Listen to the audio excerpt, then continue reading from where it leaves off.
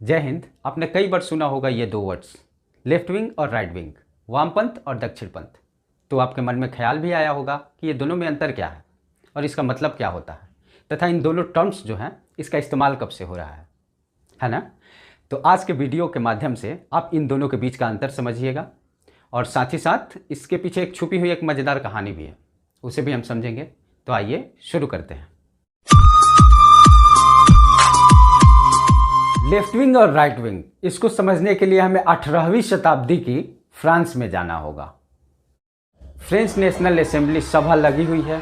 आज यहाँ तय होना था कि एक नया संविधान बने और साथ ही साथ तत्कालीन सम्राट जो थे लुईस 16, उनके वेतन को भी लेकर इसमें चर्चा होना था।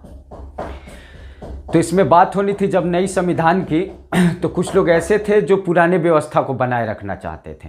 वो जो सेंट्रल हॉल में बैठे थे वो दाईं तरफ बैठे थे।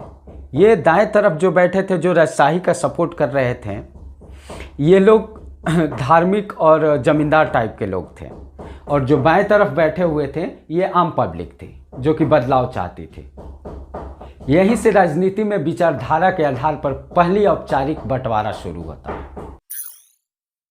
पॉलिटिकल स्पेक्ट्रम ये उससे अलग नहीं है, वही चीज़ है ना, तराजू टाइप का है कि इधर झुक गया तराजू तो इसका ज़्यादा वजन, इधर तराजू झुक गया तो इसका ज़्यादा वजन। तो इसी तरह का ये पॉलिटिकल स्पेक्ट्रम है, इसको भी थोड़ा सा समझ लेते हैं तो इससे आसानी होगी आगे के बातों को समझने में। पॉलिटिकल स्पेक्ट्रम ये एक काल्पनिक रेखा है। तो बीच में आ जाता है सेंटर, और सेंटर हमेशा होता है मॉडरेट, और फार लेफ्ट में आ जाता है कम्युनिज्म, और फार राइट में आ जाएगा आपका फासिज्म, और सेंटर लेफ्ट में आ जाएगा आपका लिबरल, और सेंटर राइट में रखेंगे कंजर्वेटिव को। तो इसी के आधार पे आगे की चीज़ों को भी समझेंगे। तो अब हम बात कर लेते हैं इन दोनों के बीच में अंतर क्या है।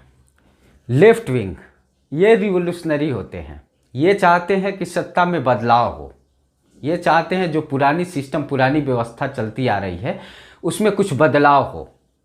राइट विंग ये कंजर्वेटिव हैं। कंजर्वेटिव का हिंदी मतलब होता है रूढ़िवादी। रूढ़िवादी उसे बोलते हैं जो व्यवस्था जो पुरानी चली आ रही है, जो पुरानी परंपरा चली आ रही है उसको बनाए रखना चाहते हैं, उन्हें कंजर्वेटिव या रूढ़िवादी बोलते हैं। तो ये जो राइट विंग है ये चाहती है कि जो पुरानी व्यवस्था है ये बनी रहे, जैसे कि फ्रांस में हुआ था। फ्रांस में हॉल में जो लोग दाएं तरफ बैठे थे वो राजा को सपोर्ट कर रहे थे, और बाएं तरफ जो बैठे हुए थे वो रिवोल्यूशनरी थे, वो चाहते थे सत्ता में चेंज हो। Welfare of state, left wing चाहता है वेलफेयर ऑफ स्टेट। हालांकि ये तो दोनों चाहते हैं, ये भी वेलफेयर ऑफ स्टेट चाहते हैं लेकिन दूसरे तरीके से। Separation of religion and state, ये चाहता है कि धर्म की भूमिका अलग हो और राज्य और राजनीति की भूमिका अलग हो। जैसे फ्रांस में राजा को किसी भी मामले में चर्च का सलाह लेना अनिवार्य था, तो ये नहीं चाहते कि ये, तो इसीलिए लेफ्ट विंग चाहता है हमेशा कि सेपरेशन हो। गॉड अलग चीज़ है, धर्म अलग चीज़ है और राजनीति अलग चीज़ है, इसको हमेशा ये सेपरेट रखना चाहते हैं। वहीं राइट विंग चाहते हैं कि दोनों में समन्वय हो। राइट विंग के जो लोग हैं, राइट विंग की जो पॉलिसी है, राइट विंग चाहता है ना कि दोनों साथ साथ चले, धर्म और राजनीति दोनों साथ साथ चले। इकोनॉमी के नज़रिए से लेफ्ट विंग चाहता है कि जो राज्य का प्रभाव हो अर्थव्यवस्था पर जमी रहे, मतलब राज्य का हस्तक्षेप जो हो वो अर्थव्यवस्था पे हो। वही राइट विंग क्या करता है कि राइट विंग का पॉलिसी है कि ये अर्थव्यवस्था को ओपन कर दे, इसीलिए प्राइवेटाइजेशन का सपोर्ट करते हैं ताकि देश में डेवलपमेंट हो। Left wing same sex marriage support करता है, right wing same sex marriage support नहीं करता। ये डेथ पेनल्टी के अगेंस्ट हैं, ये डेथ पेनल्टी को सपोर्ट करता है। ये इमिग्रेशन को सपोर्ट करते हैं, ये इमिग्रेशन को सपोर्ट नहीं करता, क्योंकि ये चाहता है कि मेरा जो कल्चर है उससे कोई छेड़छाड़ ना हो। तो मुझे उम्मीद है कि आप इन दोनों के बीच का डिफरेंस समझ गए होंगे। तो अब हम भारतीय पॉलिटिक्स के संदर्भ में बात कर लेते हैं कि ये दोनों जो आइडियोलॉजीज़ हैं ये कितना इम्पैक्ट डालते हैं भारतीय राजनीति पे। हालांकि ये जो आइडियोलॉजीज़ है ये भारत में आने के बाद घुल मिल से गए हैं। तो अब बात कर लेते हैं भारत में राइट विंग में कौन कौन सी पार्टियां हैं, पॉलिटिकल पार्टीज। तो सबसे पहले बोलते हैं शिवसेना को। शिवसेना आ जाता है फार राइट में। फिर बोलते हैं AIMIM को, ये भी फार राइट में आ जाता है। अब हुआ बीजेपी, ये सेंटर राइट में बीजेपी को रखा जाता है। और वहीं जब बात नाम लेते हैं कांग्रेस का, तो कांग्रेस रहता है सेंटर लेफ्ट में। और अगर फार लेफ्ट में बात करें तो ये सीपीआई हो जाते हैं।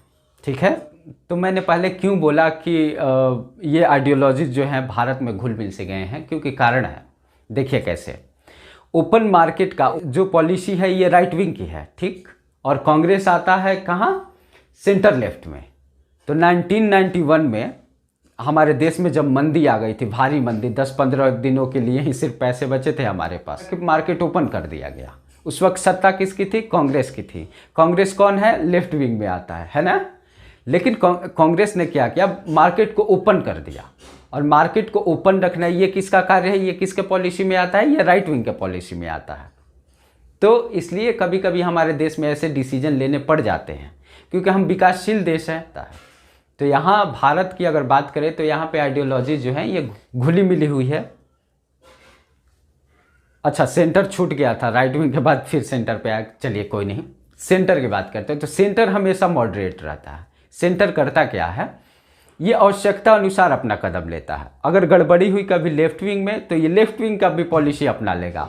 अगर राइट विंग में गड़बड़ी हुई, राइट में कुछ चीज़ें अच्छी हैं, तो राइट विंग से भी उठा लेगा। इसीलिए इसे मॉडरेट बोलते हैं। यही था भारत में लेफ्ट विंग और राइट विंग का एग्जाम्पल। अब आपकी बारी, आप बताएं आपको कौन सी आइडियोलॉजी अच्छी लगती है, लेफ्ट विंग, राइट विंग और सेंटर। तो आज के लिए बस इतना ही, मिलते हैं फिर अगले वीडियो में। धन्यवाद।